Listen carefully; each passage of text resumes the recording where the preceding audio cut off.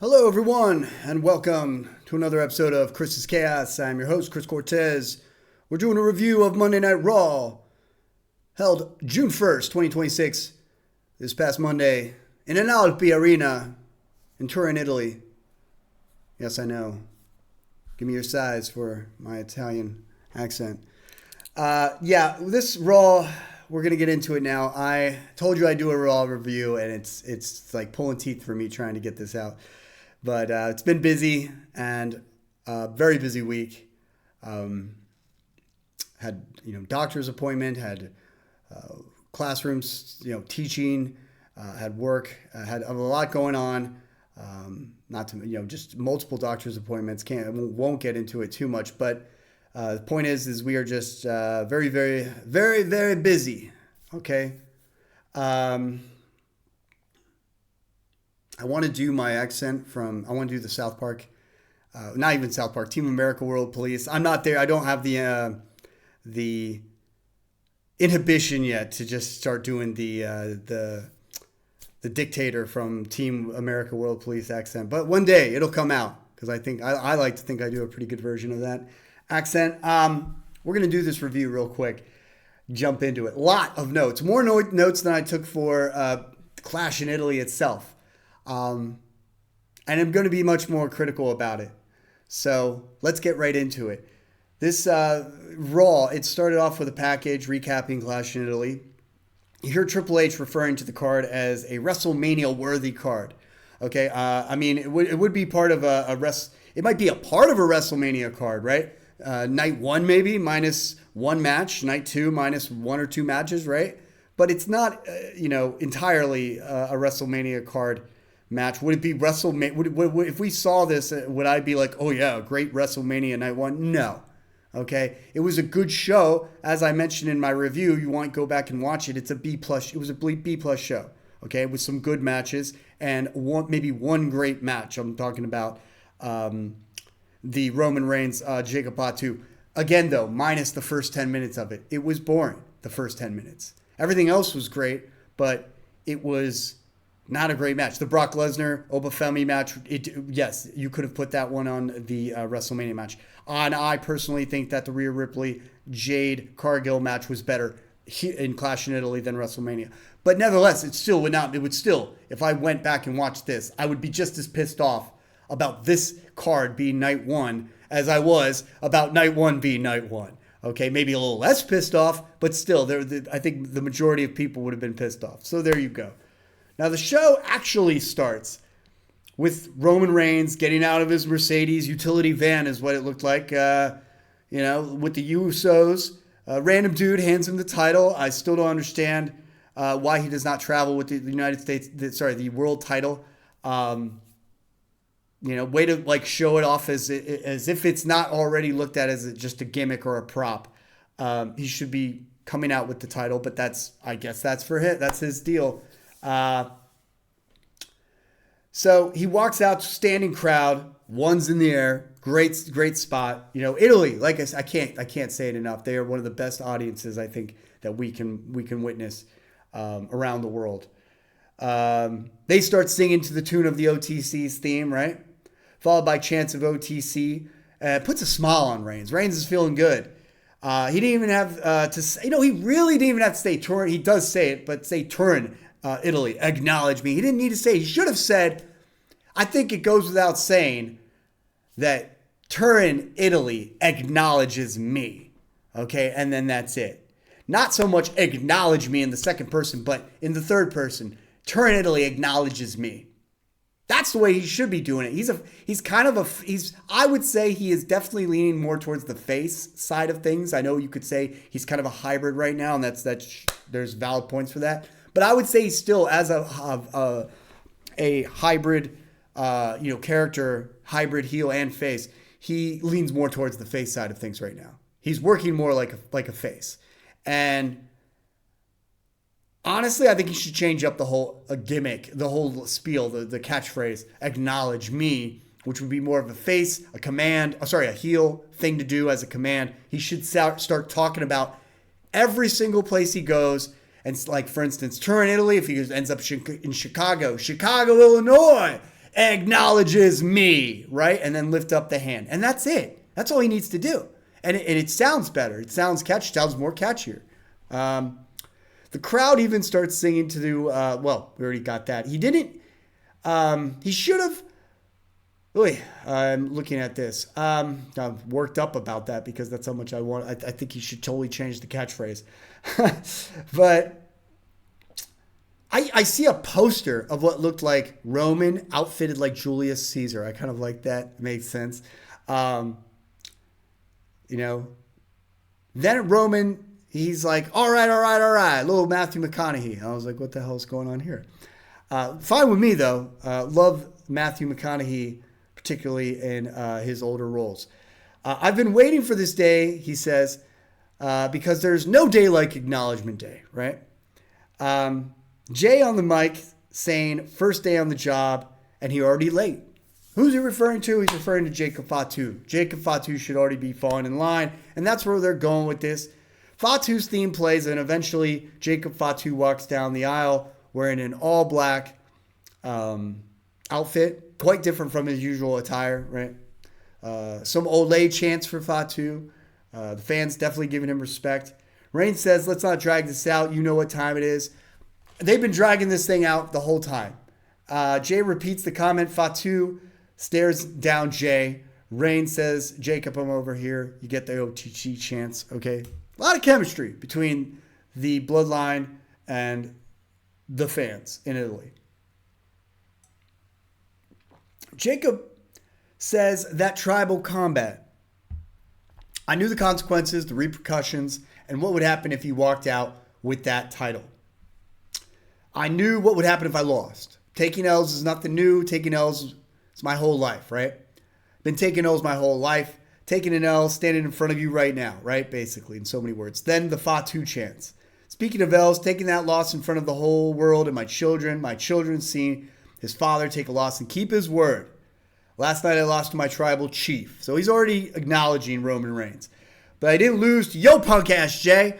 Yeah, there could be a nice little, I definitely could see there being an issue between Fatu and Jay leading up to perhaps a culmination, much like Sami Zayn and Jay had in issues leading up to War Games. So I don't necessarily think it's going to lead up to War Games. It could. It makes sense. We're doing we're playing it back, right? We're rolling it back.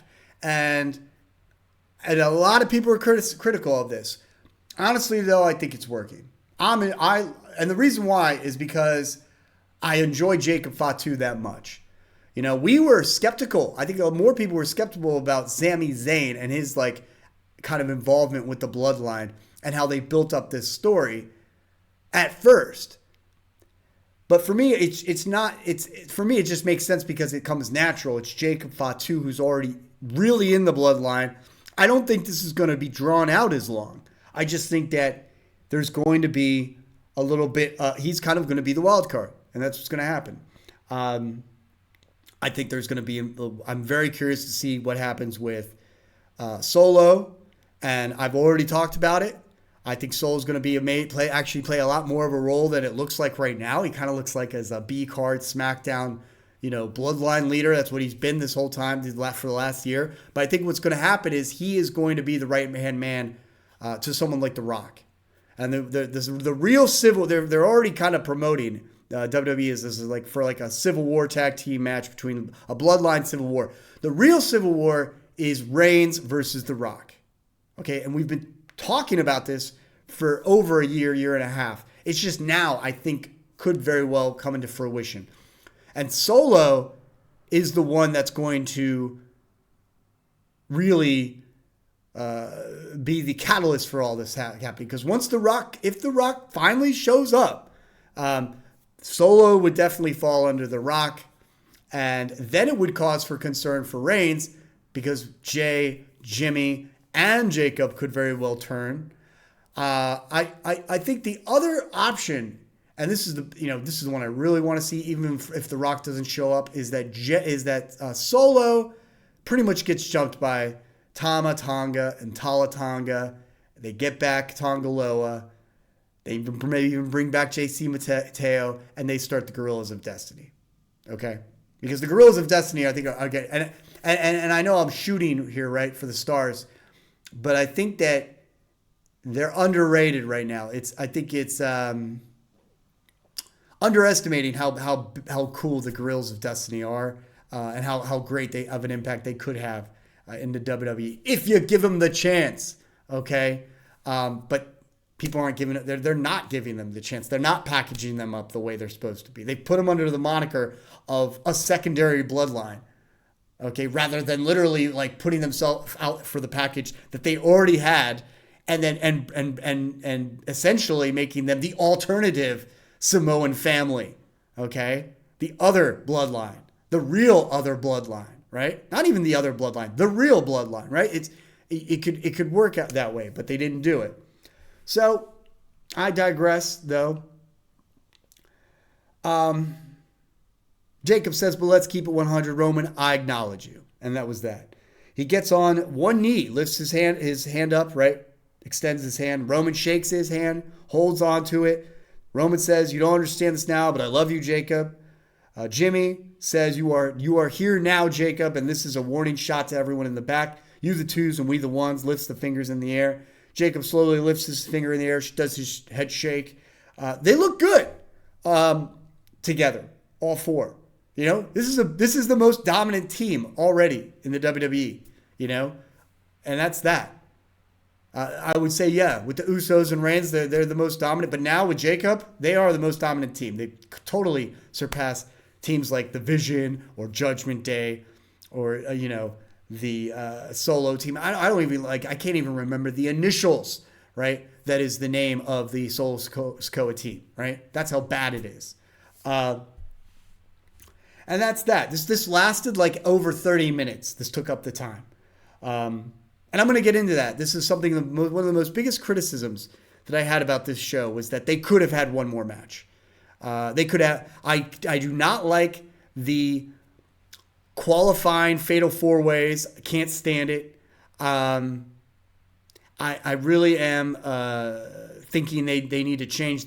Next year they need to really consider ways in which they could eliminate that whole. If they want to do a qualifier, great. But to have them go directly into the semifinal, the final four, right? The semifinals, it's pretty ridiculous. You're really not getting to see the wrestlers show off what they can do. You're not going to get that in some fatal four-way qualifying match. All right, and I agree with that. That's being said around the IWC, and I agree. And what really upsets me about it is that instead of putting on an extra match, right, you could have a men's match or a women's match, okay? And that way you kind of facilitate the brackets. Instead of doing that, you're adding commercials, you're extending promos, you're just wasting our time, okay? To pay that bill, to pay that TKO debt, right? So Cole says that regarding Jacob Fatu, he was a dangerous werewolf. He's a dangerous werewolf on the leash that Reigns can unleash at any time. So enough with the domesticated dog references, Michael Cole. It is not a good description of Jacob Fatu. It is not good. It's not cultivating the story. I mean, you could talk about him being the werewolf has joined the tribe and now he can be unleashed. You don't have to talk about him being on a leash. Okay, being domesticated, referring back to the Clash in Italy ending. This is not good, okay, because you are, eliminating his quality, okay? You're diminishing his value, okay, by doing that, okay? Build up the character as being an agent of Roman Reigns. While, yes, he is now under the tribal chief, he is still the werewolf, okay, the Samoan werewolf. So, no good, no bueno, Michael Cole. Finally, they give a shout out to the Italian commentary booth, who actually is able to be heard. During Clash of Italy, last time they were shown, we could not even hear what they had to say. There's a shot of Seth Rollins and Paul, and then cut to Paul Heyman, as well as Theory and Logan Paul. At least I thought it was Logan Paul. So now apparently it's Austin Theory and Braun Breaker are now the tag champions. So what the hell happened? Did Paul get injured? I'll look into it. I just didn't take the time to look into it, but I'm sure that's the case. He's sidelined. You get a shot of Sol Ruca, and then we get the update for Seth Rollins versus Braun Breaker match. Now, this was a fun match, and I'll talk about it. I was a little bit scratching my head as to why we need this match right now, but yeah, they went ahead and I guess with the Seth Rollins winning, now it's a 1-1. Makes enough sense. Doesn't mean we couldn't have had a fifth match. So we're going to get into the details of this Raw some more. Before we do that, make sure to hit that like or subscribe button. And also join us on X and Instagram at Channel Cortez 33. Going to be doing a predictions video of SmackDown leading up to it. I think I'm kind of leaning more towards the strategy, the plan, my method for recording to talk about predictions for shows rather than the reviews. After the reception, the engagement I got for Clash in Italy predictions, I think that's the way I'm going to be going from now on. I think I have a good knack for it, and I could tell by your reaction to it that is the way to go. Will I do some reviews of Raw and SmackDown? Yes. I might even incorporate, my thoughts on Raw and SmackDown into my predictions. This is kind of what I need to do. Keep videos short and sweet, but with some depth. And this video will be one of my longest videos with all the notes, but I, digress. I did a video on El Grande Americano versus El Grande Americano. You can check that out. And it was such an incredible match that I had to cover it. It follows this Monday Night Raw in Italy. And I think for good reason. The match was so great, probably better than anything we had seen during the Monday Night Raw, which we'll talk about. And the production, the story, the spots we saw in that match, incredible. Okay, current candidate for match of the year. Can't stress enough to go watch that match. All right, so back to Monday Night Raw. We got a package of a promo package, King of the Ring, Wade Barrett narrating. They mention, they do a clip of Charnel, Booker T's wife. I love it when she would say, "Oh, hell, King Booker!" Me and Jonathan at Bad Guy Wrestling, we crack up every time we hear it. We like to do it ourselves. It's fantastic stuff. What a way Booker T kind of reinvigorated his career by winning that King of the Ring moniker and being hailed as King Booker. Anyways, first match. We finally get to a first match. It is a first round match between Penta, Femi, Solo, Carmelo Hayes. I think it would made sense that Femi won. I don't think it was a big surprise here. You got Solo coming out with Talatanga as well, or Talatanga rather is coming out with Solo. I thought, I should have changed it. I thought it was I thought that it was Solo that was going to be working this match, but it was Talatanga. So I'm wondering how much Tala will get involved, or how much Solo will get involved. There's no DQs in a King of the Ring tournament match. Again, this is so annoying because this is what I'm talking about. So they made it into a fatal four-way, so now there's no rules to this match, essentially. It doesn't make sense. If a tournament like this should be kind of rules heavy, all right? So this is not, it's just stupid choices here. This is another reason why I can't stand the fact that they've turned into a first round into a fatal four-way. Oba comes out. The strut, not so much in full gear. His left arm is hurting from the previous night's match. He looks pissed though. He's got that ice cold stare. I think they need to change his music. I think they need to make it a little bit more ominous, a little bit more like epic. I like the beat to it, so he can do his strut. That's great, but you can make it more ominous, more like energetic, more like epic. Just make it more intense. Okay, with the beat. Same beat, as long as he can strut to it, That's all that matters. As long as people can go, Oba, Oba, Oba. As long as people can do that, you can change the notes however you want it. Okay, you can add all kinds of effects and make it cool. Right now, I think it's just underwhelming. Hayes tries to attack, Carmelo Hayes tries to attack Oba even before he could get in the ring. Femi strikes Hayes, everyone else, down they go, right? It still does his pose. The lights still cut to him, okay? Ridiculous. Running uppercuts to everyone in the corner goes Oba Femi. Solo tries to hit Oba with the thumb strike, but no go. He gets thrown out. I guess I'm thinking that Tala Tonga was in this match. Then I'm thinking Solo's in this match. Then I'm thinking again, it's Tala. This again, it's ruining everything about this whole idea of the Fatal 4-Way being in the King of the Ring. Ruins what it's all about. It is supposed to be very clear cut, dry. No like managers, no secondary people involved. You're just going in, performing, win or lose, and that's it. But whatever.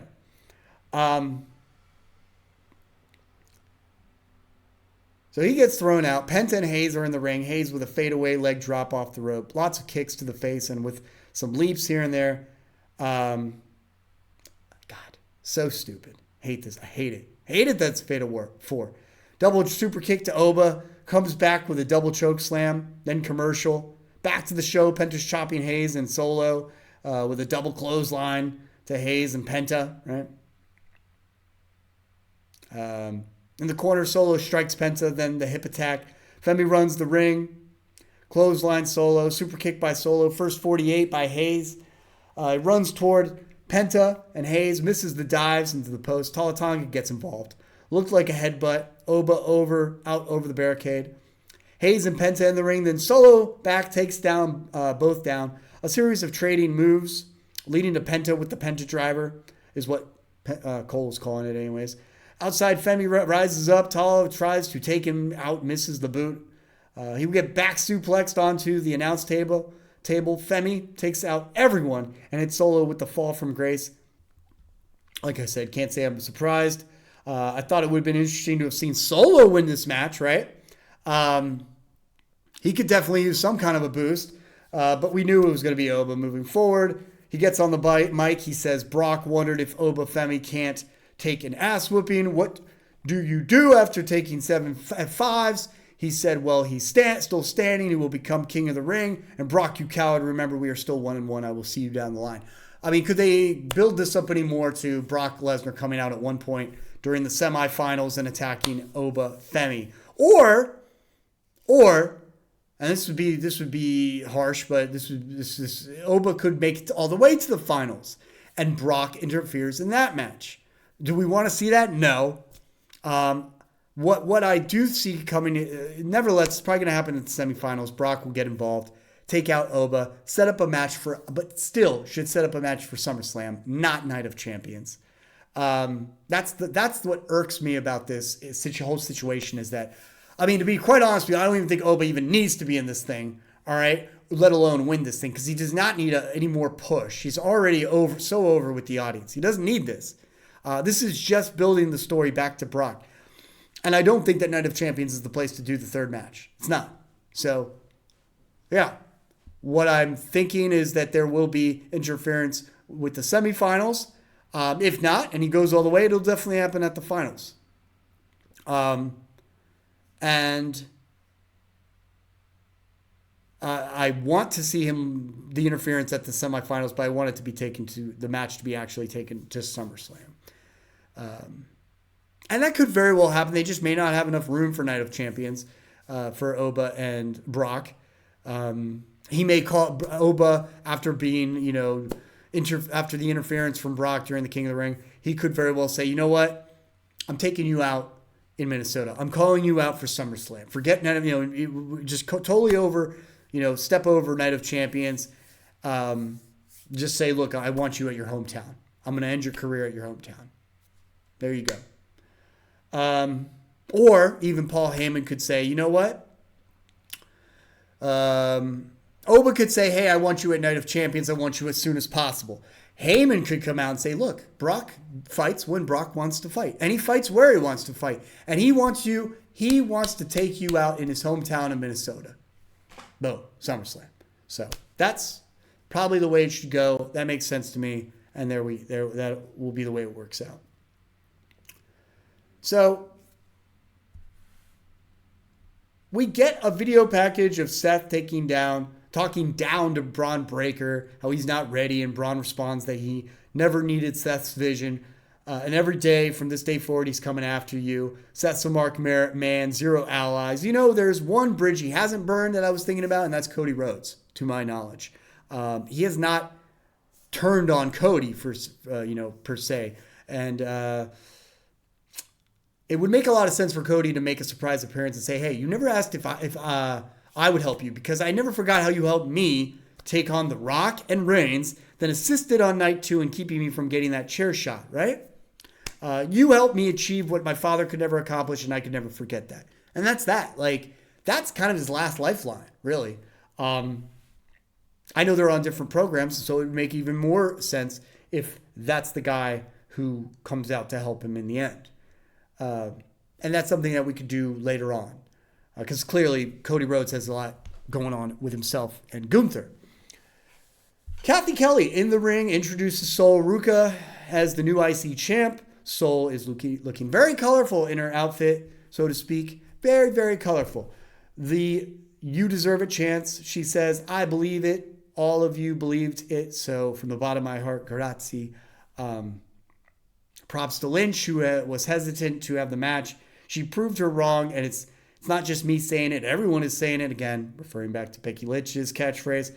But as tough as it was to beat Becky, she's just getting started. She wants to prove she's a fighting champ, and essentially to anyone who faces her and underestimates her, your soul will be hers, and you will hear the words, and still Intercontinental Champion Sol Ruca. A stare down between Reigns and Cody after Clash in Italy takes place right after this. But to refer into Sol Ruca, the promo, this little moment was okay. There's going to be another backstage moment between Sol Ruca and Dakota Kai and Bayley. And I hope that we don't see much. I'm saying this was okay. And okay, if she needs to definitely improve a little bit, but for the most part, this was okay in her mic work. And it's moving her story forward to her match. They're going to have a match, it looks like, between Sol Ruca and Dakota Kai. I just hope that I don't have to see this again next week with 2 appearances from Sol Ruca on the mic. I definitely don't think it's necessary, and I think you're taking away from the time that could have been a 5th match. So if this is all we're gonna if this is all we're gonna see for Sol Ruca for the next 2 to 3 weeks on terms of mic work, great. All right. But if you're going to keep putting her on the mic, you need to stop putting her on the mic twice in one show. All right. I'm tired of the WWE all of a sudden pulling up a flavor of the month and then overexposing them on the mic and then dumping them when they realize, okay, we need a new flavor of the month. No, give us a little bit of the new person you want to put on the mic, the new character that you want to put a spotlight on. It's just a spotlight. And then move on to the next one. And then move back to her. And then move on to the next one. Give us tidbits so we can watch the development grow over time. Because that's what she needs, is more development on that. She needs more experience, but she also needs time to practice outside of the ring, outside of the camera, off the camera, come back, and then start doing some more. Okay? We get a little stare down, like I said, between Reigns and Cody. And then he also made a comment to Jay about, essentially winning the King of the Ring and then facing Cody, going after Cody. That could happen. If Cody ends up somehow retaining the title, after Gunther, we could see that. But I think maybe it was just a little comment to kind of put some energy into Jay moving forward into the King of the Ring, which I don't think he'll win anyway. So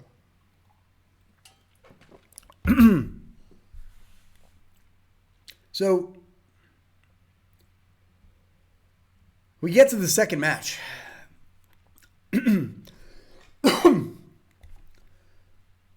Honestly, I think we're at like hour and a half with this show, and we're on the second match. This is a problem, all right?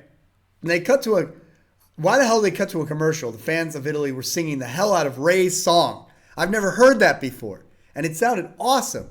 And they're cutting to a commercial. We're not even getting to see that.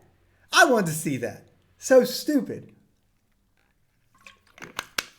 I guess they figure we'll go ahead and go on YouTube and try to type in Rey Mysterio theme music, Turin, Italy. It's probably not even going to come up.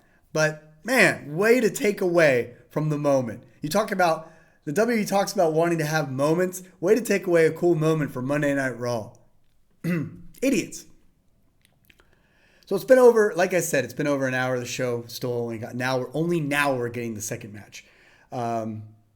They show last week's match between Rusev and Rey Mysterio. Okay, I'm just like, just show me the damn match. Lee and Paige start this one out. Ethan Page and Dragon Lee. Tag to Rusev, who gets chopped, so he pulls off the shirt. Stomps Lee in the corner, puts the pressure on Lee with his boot. Page tagged in, looked to hit a powerbomb, countered, then Lee running dropkick on the top of the assault. A nice snap German by Lee. Rusev comes in and almost gets pinned by Lee, who then tags in Rey after pointing to Rey forever, what it seemed like. He's just pointing at Rey. Rusev comes in and almost gets pinned by Lee, who then tags in Rey Mysterio after pointing up. Page pulls Rey's legs out from under him. Rusev hits Lee from behind because of all that waiting and slams him, right? Yeah, this is not good. Then cut to commercial. Back on air, Rusev and Page continue the assault on Dragon Lee. Ethan locks the leg of Lee. Rusev looks like a thumb. It looks like a thumb to the eye. Finally, after what seemed like forever, Lee hits a kick to Rusev for the high tag. And Rey takes out Page and then hits Rusev, taking him out. Rey hurricanes Rusev out of the ring, but Page gets a roll-up attempt. This match loses all order. A massive suicida to Rusev by Dragon Lee. Meanwhile, Rey Mysterio, and Page in the ring. Rey hits 619 and the dive. Graves says, don't forget to use your country code. Cole says, plus 52 for Mexico. What the hell was that all about? Adam Pearce back. Shit. I mean, this match was whatever. I get it. You're trying to also like build up more of the Intercontinental Division storyline, and that's great. But yeah, way to deliver here. Not so much. This was not a great match. But if you wanted a little spot fest for the fans, great. Go to backstage. Adam Pearce in the back telling Pearce, he's telling, I want to know what the hell I even, talking about the match between Penta and Rey. Sorry, that's what we were looking at. Sorry, I lost my notes here. Rey and Penta are talking about having this match. Okay, this is the next big Intercontinental Championship match, and Pearce is talking it up. You know, all gung ho for it. LA Knight shows up, talks to Pearce about wanting to bring back the Bloodline. And Pearce is like, no, I'm not trying to do that. I'm just doing my job, trying to make sure that the show is in order. Working with Roman Reigns to ensure things are good. LA's like, no, you're trying to bring back the Bloodline. That's what it looks like. And Pearce goes, I'm telling you, that's not the case. LA, grabs, he's like, let me see that. Grabs his hand, lifts it up, does the one. That was I kind of marked out for that. That was great. LA Knight is an incredible promo when he wants to be. Leans definitely heavily into like Stone Cold and Rock's influence, but he does a good job. With what he offers. He when he gets like that crazy look in his eye, that's the type of stuff I like to see, and like that's something that maybe or maybe not The Rock or Stone Cold would have thought of, but it was It's little things like that is going to work for him, okay? Messing with people. Then you get the third match, Queen of the Ring, round 1 match, right? Io Sky versus Roxanne Perez versus Giulia versus Lash Legend.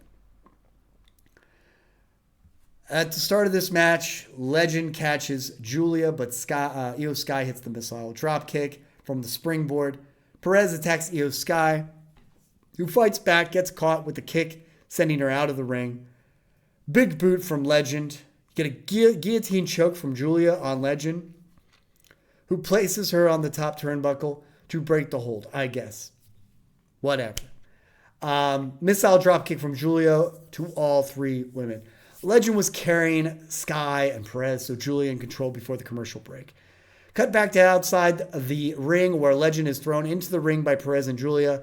They form a very short alliance.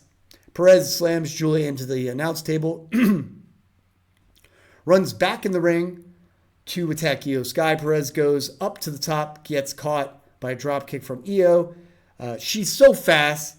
Is Io, hits another drop kick, double missile drop kick from Io to Perez and Giulia. Then the bullet train attack to the corner. Legend catches Io with a ragdoll sleeper. Giulia with running knee to Legend and the near fall. Perez runs the ropes, a double DDT. Then the flip and the knee drop to Io and near fall. Io drops Perez on the back of her head in the corner. Giulia back in, followed by everyone else, and I can't stand the quadruple moves. They look so choreographed and stupid. I guess they botched it, or no, Io, I guess, hangs on. But after Legend hits the double suplex or whatever it was, Lash hits the extension on Giulia, but Io strikes Legend out of the ring and then hits the over-the-sky moonsault on Giulia, gets the win. Thank God. Io Sky won this one. She is out of the 4. Okay, I personally think they're all okay. But Io is clearly the best of these 4. It ain't even close. Io Sky is probably the best in the whole women's division. The way she moves in the ring, seamlessly. Okay, how fast she is. She is the top dog in this company. Okay, that's all there is to it. In terms of technical ability, I would give the second to Giulia for what she did in the ring, and then Roxanne Perez. Taking nothing away from Lash Legend, she's just kind of the powerhouse, and that's great. I think I might have even appreciated this match more than the first Fatal 4-Way qualifying match, round 1, whatever the hell you want to call it, for the ring tournament matches. I'm just so glad that we're getting, next week will be the end of this whole qualifying Fatal 4-Way BS. But yeah, Io Sky just kind of stands alone above the rest. So, back in the backstage, we've got Maxine Dupree airing her grievances with General Manager Adam Pearce about not being in the Queen of the Ring tournament. He said this year the list of competitors was stacked and he had to make tough decisions. Nothing personal. Yet the WWE had to make some really stupid decisions by letting Kairi Sane go. Okay? Talk about making decisions. Dupree says, great, so you overlooked me again. Pearce says, no, you're a former IC champ. Doesn't mean you didn't overlook her, Adam. Dupree says, Pearce says, if an opening comes up, I'll let you know. Walks off. Behind Dupree, the camera turns to Akira Tozawa and Otis, who asks, hey, babe, you all right, babe? Dupree, he tries to put his hand on her shoulder. Dupree's like, no, She goes, I'm all right. I'm fine. All right. He goes, Otis says, by the way, you're never overlooked by us. Then asks Dupree about spending time with Austin Theory and that he's bad news. Dupree says, Otis, I know what I'm doing. You guys might not understand it, but can you please trust me on this? And then walks away. Now, believe it or not, I was actually able to digest all of this because actually it's a story that carries some interest. The Vision would benefit from a female wrestler, I would say. And I think that Dupree would make a great fit. She has the look, she has the ability. She looks like she could belong in the Vision. The then we get we see before the commercial break, they're gearing up for Seth, gearing up for the match with Breakker. Back on, we get a clip of Danhausen, talking to Stephen A. Smith, how he's been rude to him, so he cursed the Knicks, and Smith then uncursed. Then he uncursed the Knicks, and how they're on a winning streak, NBA Finals, what have you. I don't know if this curse is actually took place prior to the Knicks moving on to the finals. Is Danhausen mania really taking place outside of the mainstream audience, the WWE audience? Is it moving on? Is it transcending? I wouldn't be surprised. I mean, there's so much genuine energy and genuine kind of like believability. We're liking Danhausen that it works. He's that kind of guy. Who knows? He could end up on the Howard Stern show. Stranger things have happened. Then we get backstage, the Lyra Valkyria. Sorry, that's the one that, I'm sorry, I thought it was Dakota Kai, but it's Lyra Valkyria and Bailey. Kathy Kelly asking, what happens if you cross paths? Bailey fairly positive about the possibility. Then Lyra walks away to approach Soul, who says she's like, oh, Soul, I'm so happy that you won this IC championship. But I kind of want you to, give me a match. Soul's sounding like, she's straight up that. I mean, I don't even know what their character. Are they trying to go for a female second coming of Rob Van Dam? She's like, I get what you're putting down, dude. Okay, that's cool. She is like, I'll be happy to give you a match. Bailey's like, hey, we were doing a promo just now about this tournament. And our tag team, what's in store for our tag team run. Lyra's like, I don't care. I'm just hyped about the match with Sol Ruca. She needs to focus on the tournament. I guess that's where they're going with this. She will probably be so distracted with Sol Ruca that she will not make it past the Fatal 4-Way. It's kind of what I'm thinking is going on. And then they promote next week, Raw in Paris. You got with a men's Fatal 4-Way, including Javon Evans, Seth Rollins, Ricky Saints, Talatanga. So that's where they're going.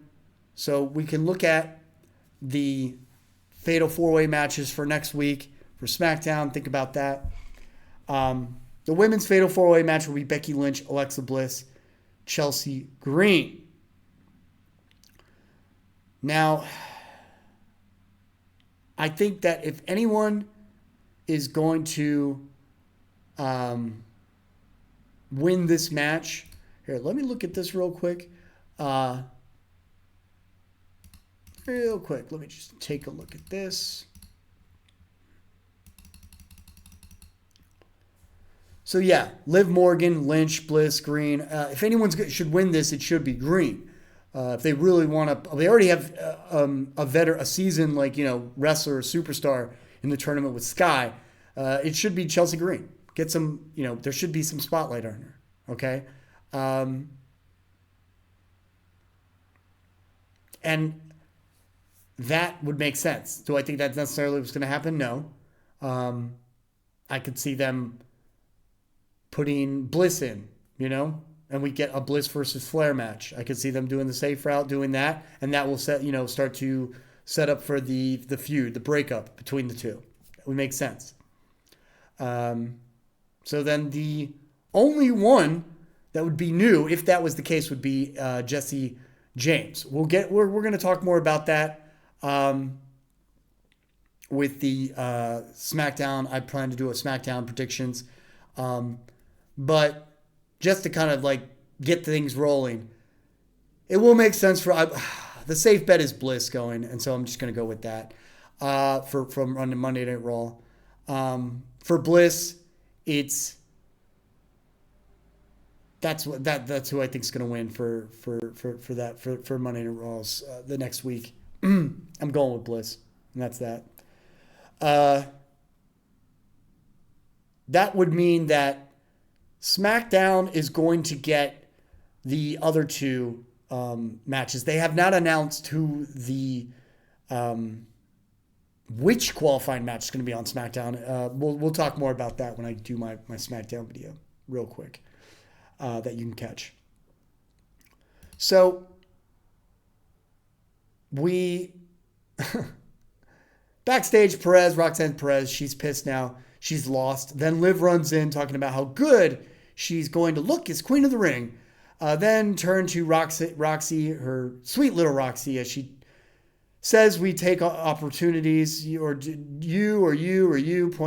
at all the members of the Judgment Day. My God, this does not need to be on Raw. This could have been on a freaking YouTube video. You could have done a clip of this as extra for the WWE channel. You don't need this. This is not that important. That it's must-see TV. I don't even think that Liv Morgan's going to progress past the Fatal 4-Way. So why do we need her? We need this. And then says, let's get some sun. It's beautiful outside. Cole goes, way to read the room. Because that was necessary, Cole. None of this shit is necessary. Okay? So this was a terrible segment. Not like the worst thing ever, but like just the fact that it's so unnecessary. If you're trying to save time, if you're trying to eliminate a fifth match from Raw, this is the type of crap that we could have done without. So there we go. Fourth match. All right, let's get into the fourth match. Finally, Seth Rollins versus Bron Breakker. Rollins comes out to the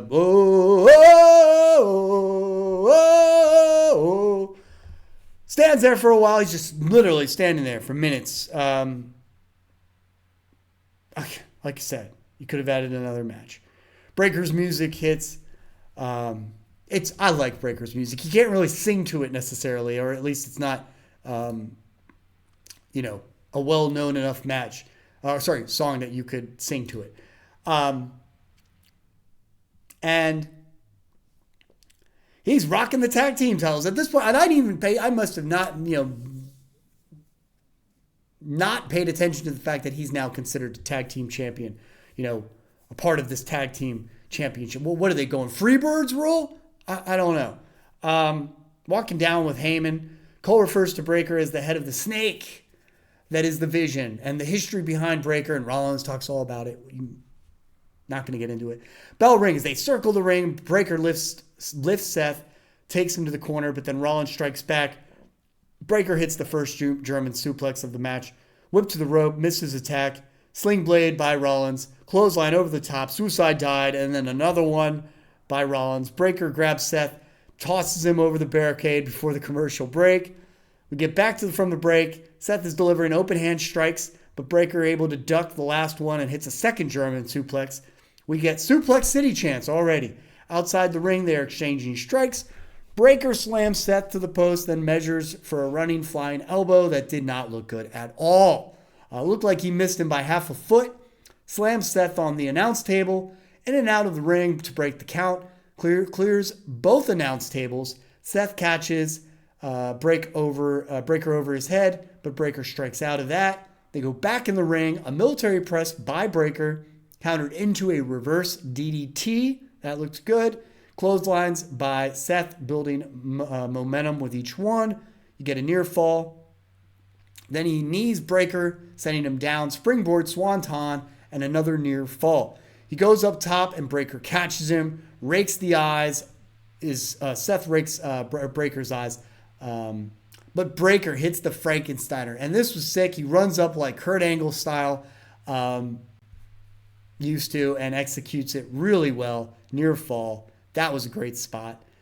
Seth rolls outside. Breakker on the apron. They intercept each other midair. That looked terrible. Okay.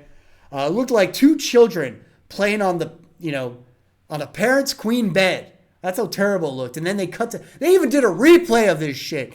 And then they cut the commercial break like midway through. They're like, why the hell are we doing a replay of this crap? Back to the show. Breakker is in the corner with Seth striking him, but Seth lifts Breakker, who fights back from getting buckle bombed.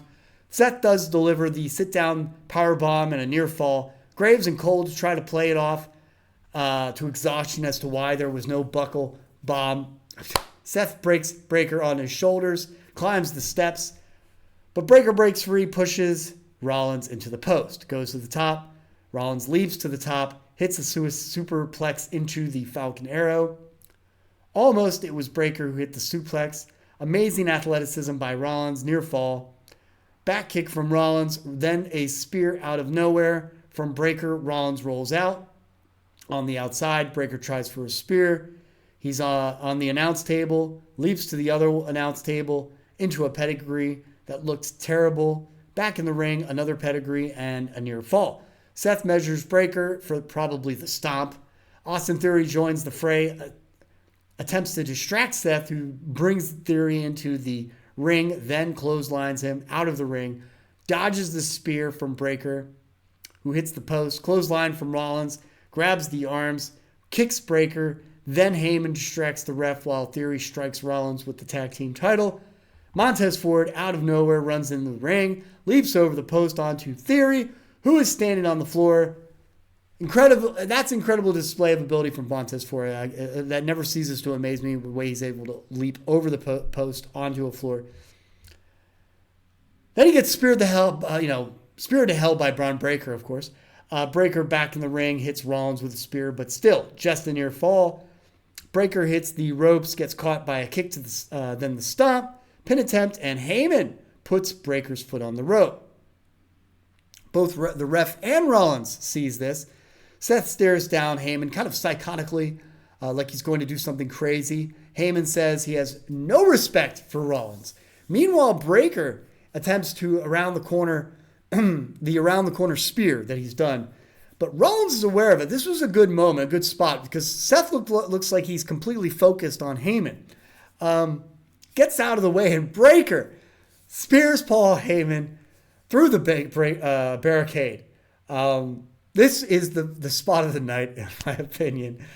Breakker just feeling a sense of remorse for decimating his Oracle, and then some anger towards Rollins, runs right back in the ring, hits a spear. However, Rollins somehow was already holding the tag team title in front of his torso. Kind of reminiscent of Bret Hart and Goldberg. Yes, that Bill Goldberg, where Bret Hart had a plate over his torso and was able to knock Goldberg unconscious. So that same thing happens. Rollins soon delivers a spear, and it's 1, 2, 3. Rollins has now a win over Breakker. They're seemingly tied up. This was a decent match for these spots. There were some mistakes, clearly, that I talked about that they could have done without. And I definitely think that Raw could have gone 5 matches, and this still could have been the main event. And yeah, so that being said, overall, this Raw, there's so much fluff that can be taken out, that can be put on the damn YouTube channel if you want, and maybe plan out these matches a little bit better so that you're not, doing stupid spots that are risky with no payout. Like, they're high risk and barely little reward. If you mess them up, they look so stupid. Cut them out. I think that we did not need to see Sol Ruka twice. She could have done the promo in the ring or the promo backstage. One or the other. Put the other one on the YouTube channel. All right? The Judgment Day promo, again, not necessary. Put it in the YouTube channel. There's so much crap that didn't need to be shown. And that is your Monday Night Raw review. Going just about an hour. I will be doing a predictions for what happens on SmackDown. And I'll post that one. So be on the lookout for that. Not necessarily going to do a SmackDown review. What I'll do is I'll watch it and I will maybe highlight some key spots and my thoughts on it for the SmackDown. So that next time I get to SmackDown and I do predictions, I will cut that and talk about my thoughts on the previous week's SmackDown and talk a little bit about Monday Night Raw. Maybe do a predictions for that. That might be the best way to go. That way I can do predictions for both Raw and SmackDown. That's just a efficient way to cover it. You know, there's so many people that do play-by-play reviews of Raw and SmackDown, and they do everything, and I just don't think it's necessary. I think there are people that are great at what they do, YouTubers that do an excellent job. They know exactly how to talk about the matches as just as well as I would, and add little comments. That's great. Not to say that I don't have little comments of my own, but I like to cover predictions even more so than all this. So, will this be my last review? No, not necessarily, especially for the PLEs. I'm definitely going to do some in-depth predictions for each PLE. Definitely will do one for Night of Champions. We'll talk more about my... we'll be covering, like I said, Queen of the Ring, King of the Ring predictions for the rest of the brackets, and we'll move on from that. It's been a pleasure, guys. I'll talk to you guys soon with the SmackDown predictions, and we will move forward from there. Y'all have a great night, and I will see you all next time. Take care.